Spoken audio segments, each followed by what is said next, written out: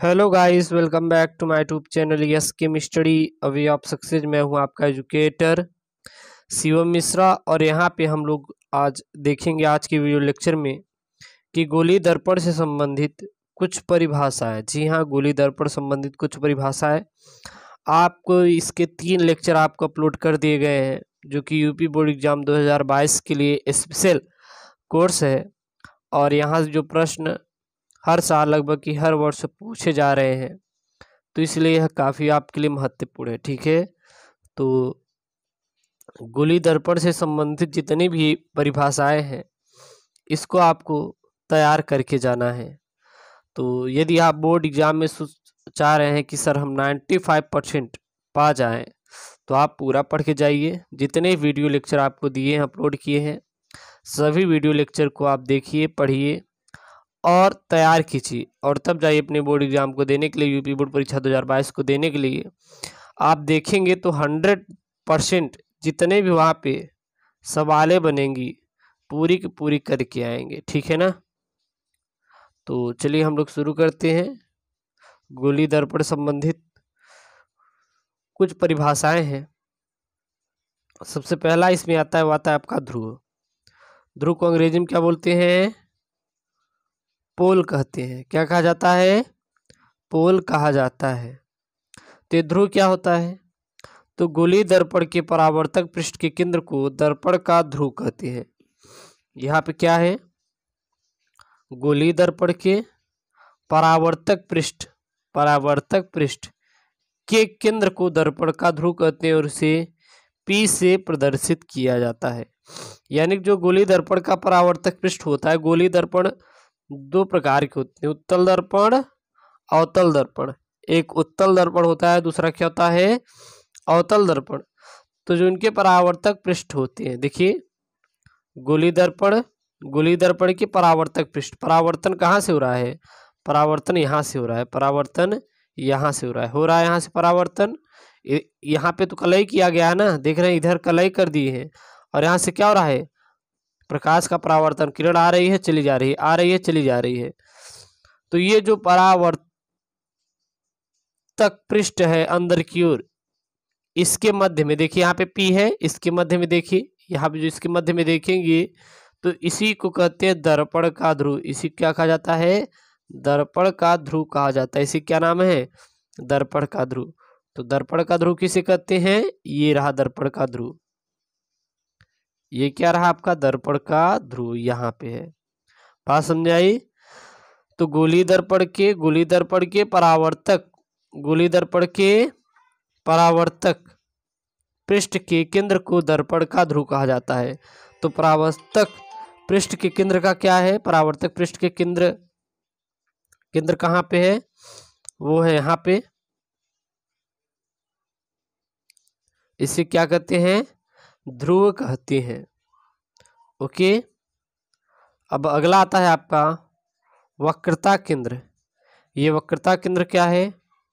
वह गोला जिसको काटकर गोली दर्पण बनाया गया है, उसके केंद्र को गोली दर्पण का वक्रता केंद्र कहते हैं। यानी जो गोली दर्पण होता है, जो गोला होता है, गोला को काटते हैं। काटने के बाद क्या करते हैं?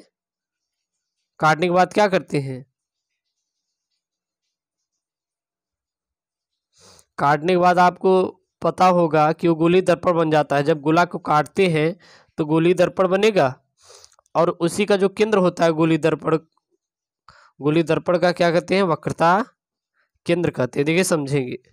ये हो गया आपका, क्या हो गया? गोला हो गया। ये क्या हो गया आपका? गोला हो गया। ठीक है। अब इसको आप बीच से क्या करेंगे? यहाँ से मान लीजिए डिवाइड कर दिए, यहाँ से डिवाइड कर दिए, तो इसका जो ये केंद्र बना यहाँ पे मिड वाला पॉइंट बना, इसी को क्या कहते हैं? वक्रता केंद्र कहा जाता है। अब बात आती है आपकी वक्रता त्रिज्या की। किसकी बात आती है? वक्रता त्रिज्या की। तो गोली दर्पण जिस गोले का भाग होता है, उसकी त्रिज्या को वक्रता त्रिज्या कहते हैं। जो गोली दर्पण जिस गोले का भाग होता है, उसकी त्रिज्या को क्या कहते हैं? वक्रता त्रिज्या कहते हैं। ये तो वक्रता केंद्र हो गया। ये ध्रुव हो गया। या फिर आप सीधा बोल देना है कि वक्रता केंद्र से ध्रुव के बीच की दूरी को वक्रता त्रिज्या कहते हैं, ऐसे भी इसको नाम दे सकते हैं। तो ये जो केंद्र त्रिज्या होती है गोली दर्पण, ये क्या होती है हमारी वक्रता त्रिज्या होती है। अगला है मुख्य अक्ष। तो दर्पण के ध्रुव तथा वक्रता केंद्र से गुजरने वाली सीधी रेखा को मुख्य अक्ष कहते हैं। तो दर्पण का ध्रुव कहाँ पे है? ये है आपका दर्पण का ध्रुव है, और ये क्या है?